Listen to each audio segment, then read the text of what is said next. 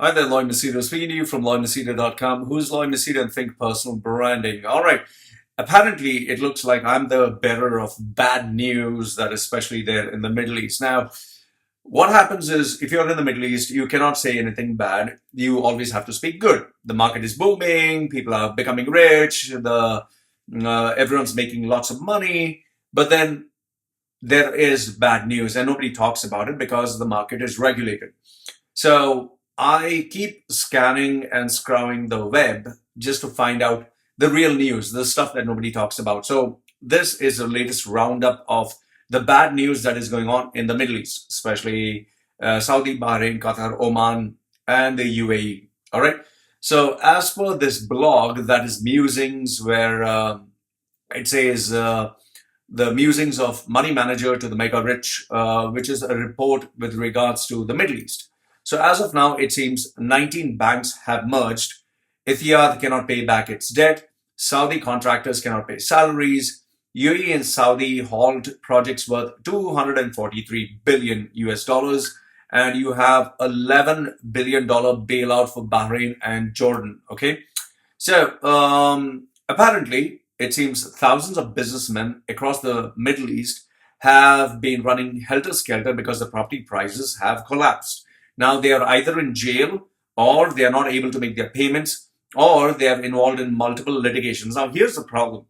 If you supply to the government, okay, let's say you supply to the government and the payment is due, you cannot squeeze the government and say, pay me my money or I'm going to take it to court. How can you take the court? How can you take a government to court? How can you take the ruler to court? How can you tell the ruler of the country, I'm taking you to court and I'm going to jail you? So that's a very, that's a catch-22 situation. You can't do anything about it.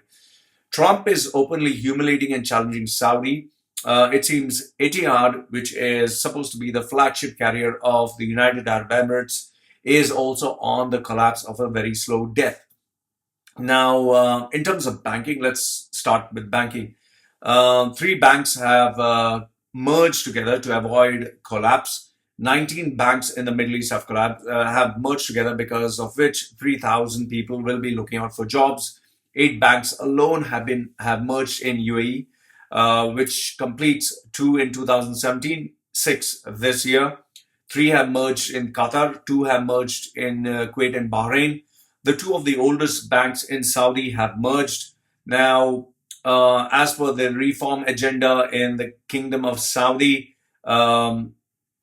it doesn't seem to be working, because what they wanted to do was say bye-bye to all the expatriates, give the locals more jobs. But now, when you have the locals that demand very big salaries for very little work, it doesn't seem to be working out. And what's even more is UAE and Saudi, they wanted to keep their citizens happy. So they kept promising big bonuses. They kept promising like double the salaries, triple the salaries.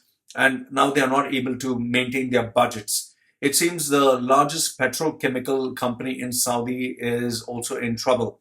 Now, the heart of all this is the mergers that are taking place. It's not working out. The Japan's 200 billion SoftBank solar project with Saudi doesn't seem to be working out. It seems inflation is hitting Saudi, which is pretty high. I'm not able to get the exact figures here. Now, here's a big thing. You have Dubai that promised by October of 2018 that 2 multi-billion projects were going to be at least ready or completed. It's not happening. The major one in Abu Dhabi, which was sponsored by the Abu Dhabi Fund, is not happening. Expo 2020 has witnessed the collapse of Scion Properties, SCHON Properties. Several towers have stopped. Work has stopped in several of them. Al Maktoum Airport seems to be going back to us. The expansion is not happening.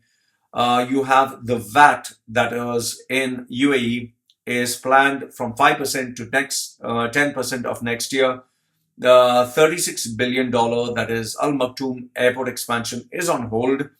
Shobha Group, SOBHA, Shobha Group, which had plenty of projects announced, which are supposed to be delivered in 2018, they are not happening. they also have halted the $6.8 billion development in Ras Al Khaimah. Now, Saudi has not been able to also pay salaries, that is Saudi contracting. And, the only solution that they have is to speculate in terms of e-commerce, in terms of tourism, in terms of money that is coming in, which is not actually happening. There is a major gap between the expatriates who are there, who are now questioning how long should I remain, and also jobs to the local citizens. Etihad apparently is in terrible shape. Etihad Airways, they have shut down their first class and business class lounges. They are turning into a budget airlines. They've shut down the limo services to many countries. They have reduced the meal times, making them pretty ordinary. Etihad is also fearing a collapse because they are not able to pay back the investors. And apparently, it seems that Etihad was responsible for the bankruptcy of Air Berlin, Alitalia, and they could not pay the return on investments. So as of now, Etihad is extending its arm of support to Emirates Airlines, and Emirates Airlines now has to make the decisive decision whether to save Etihad, yes or no. So these are some of the musings that are happening in the Middle East. Overall, it looks like the Middle East is shaken up because of all the financial problems that they have. They have to balance out between making their own citizens work, which is not happening. They need to stop speculating and, predicting larger numbers than possible. And they also need to survive.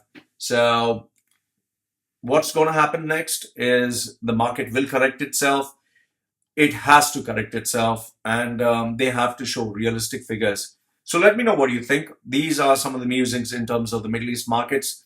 Where do you think I'm wrong? I'd like to hear from you. Where do you think I'm right? I'd like to hear from you. Also, the media front. You have some of the top leading newspapers. They're not able to make their money because of a drop in advertisements in terms of a drop in the spendings that companies have. Today, they're just trying to make money whichever way they can, online, offline, by charging people more and hoping that revenues come in. So these are some of the musings that I have in terms of the Middle East. Let me know what you think in the comment section below. Love to hear from you. This is me saying goodbye for now. Next news bulletin whenever I'm furnished with more information. Take care.